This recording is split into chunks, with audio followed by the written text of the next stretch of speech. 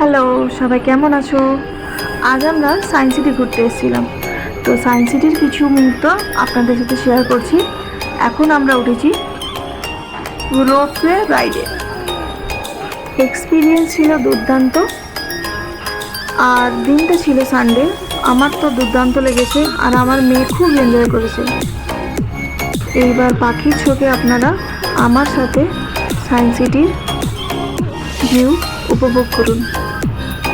ভালো লাগলে like subscribe করে দেবেন। Thank you.